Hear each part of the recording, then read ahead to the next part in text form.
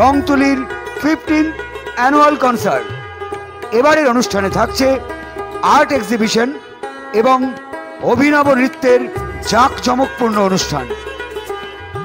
আপনাদের সকলের অবগতির জন্য জানিয়ে রাখি, আগামী 22 এবং 23শে মার্চ বিকেল 5টায় স্থান ইংলিশ বাজার ব্যায়াম সমিতির 10 মুখা কালী মন্দিরের ময়দান, গঙ্গাবাগ, মালদা। তিনটি বাইকের মুখোমুখি সংঘর্ষে আহত 5। ঘটনা পুকুরিয়া থানার নওগামা পেট্রোল পাম্পের পাশে। জানা যায় আজ দুপুর 12:30টায় পীরগঞ্জের দিক থেকে দুটো বাইক আসছিল। এমন সময় নওগামা পেট্রোল পাম্প থেকে একটি বাইক তেল ভরে বেরোচ্ছিল। এমন সময় তিনটি বাইকের মুখোমুখি সংঘর্ষ হয়। গুরুতর আহত 5 জনকে তড়িঘড়ি আড়াইডাঙ্গা হাসপাতালে নিয়ে যাওয়া হয়। পুলিশ সূত্রে জানা যায় আহত 5 জনের মধ্যে কোনো বাইক আরোহীরই মাথায় হেলমেট ছিল না। বারংবার পুকুরিয়া থানার পুলিশের তরফ থেকে বাইক আরোহীদের সচেতন করার জন্য র্যালি বের করা হয়। তা সত্ত্বেও সাধারণ মানুষ এখনো সচেতন হয়নি।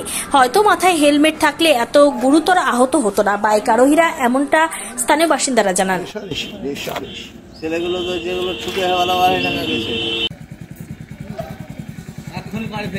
তেল ভরতে এসেছিলাম।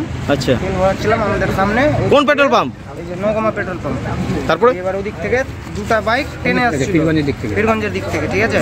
এবার এই যে গ্ল্যামার গাড়িটা ছিল, ও কিন্তু তেল ভরতে ঢুকছিল ওদিকে, ও কিন্তু বুঝতে পারেনি যে পিছন থেকে সে গাড়িটা মেরে দিবে।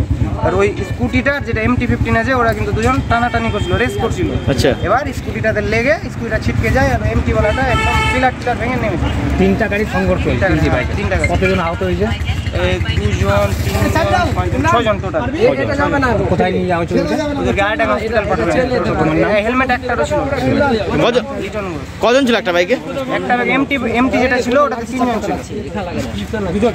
2 জন ছিল। 2 জন।